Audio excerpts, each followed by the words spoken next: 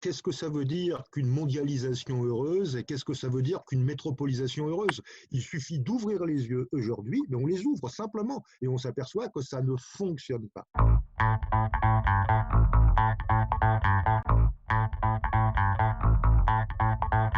Dans ce mouvement que l'on interprète parfois hâtivement comme un retour à la campagne, dans cette période de crise, est-ce que ça ne dit pas plutôt qu'on va vers de nouvelles relations ville-campagne? Oui, bah, je me méfie toujours là quand on parle d'exode dans un sens ou dans l'autre. Alors, ce qu'on sait, c'est qu'il y a eu entre 1,5 million et 2 millions de personnes donc qui ont rejoint les campagnes. Bon, ça, c'est un fait.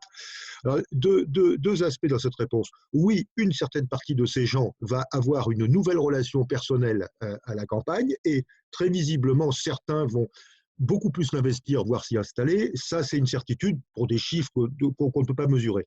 Par contre, il est évident que la relation avec la ville est complètement nouvelle et elle va être, pas nouvelle, renouvelée et elle va être totalement renforcée pour deux aspects. Un, tout ce qui va être alimentaire, ça c'est une certitude aussi.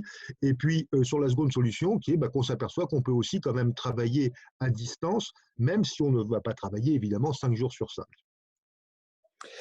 Ce retour, vous avez employé le terme d'exode, ce retour à la campagne, c'est aussi le retour vers, vous le dites, vers une autre manière de vivre, vers les circuits courts et vers une autre approche de ce pour lequel vous plaidez, l'autonomie de l'habitat, l'autonomie alimentaire, l'autonomie énergétique. Ben, tout à fait. Et alors à ça s'ajoute quelque chose qui est quand même nouveau dans cette ampleur-là. C'est-à-dire que oui, on va à nouveau s'interroger sur la problématique de l'emploi et et de ce qu'on peut faire en termes d'activité. C'est-à-dire que on peut je reste sur l'autonomie. On peut vivre beaucoup plus facilement dans les campagnes aujourd'hui qu'on ne le peut dans un immeuble. Bon, je veux dire, le confinement chez moi, c'est quelque chose de, bon, qui m'embête un peu dans le sens où je ne vois pas les gens que j'aime bien, mais sur le reste, je vis et je vis bien. Et ça ne serait pas la même chose dans un immeuble. Donc oui, les questions d'autonomie vont se poser, et surtout, je crois que le niveau de la campagne, le niveau de la commune, le niveau de communes assemblées, pas forcément des grandes intercommunalités, c'est l'échelon idéal, c'est la taille idéale pour que à la fois la collectivité, donc la puissance publique et les citoyens, se lancent un véritable défi au niveau de l'autonomie. Alors pour moi, ben c'est vrai, hein, la première autonomie, c'est l'alimentation. D'ailleurs, on voit que ça fleurit partout en France, hein, les expériences tout de suite. Et la seconde, c'est tout ce qui est énergie. Je mets de côté les questions de solidarité qui, évidemment, sont la base de tout. Bien évidemment, la première étape de l'autonomie, c'est l'autonomie des relations, l'autonomie numérique. Ben, voilà, il y a ça aussi. On se rend compte. Moi, j'ai eu là, par exemple, 3 jours de panne Internet. Eh ben, j'étais pas bien quand même. Donc oui, on s'aperçoit que ce mouvement, ce flux urbain vers les campagnes et qui continuera d'une manière ou d'une autre par vague dès qu'il y aura des problématiques liées à des, entre guillemets, à des effondrements, que ce soit un effondrement économique, que ce soit des choses comme ça. Donc, oui, ça c'est important et on se rend compte que, bah, oui, il y a quand même des sacrés déficits dans certains endroits, hein. Vous êtes trop réaliste pour trop espérer dans le monde d'après, mais est-ce que vous ne voyez pas dans ce mouvement une réappropriation qui passe par une première redécouverte des qualités environnementales, de la qualité de nos campagnes? Oui, pour moi, quand on dit le monde d'après sera pas comme le monde d'avant, ça c'est une certitude. Par contre, ce qui va se passer, c'est que il va y avoir deux modes qui vont s'opposer. Ça, c'est très visible. Il va y avoir ce mode ancien qui va vouloir à tout prix nous faire réacheter de la voiture, reconsommer du pétrole, etc., et qui ne va pas modifier son économie, enfin, en tout cas, qui aura beaucoup de contraintes.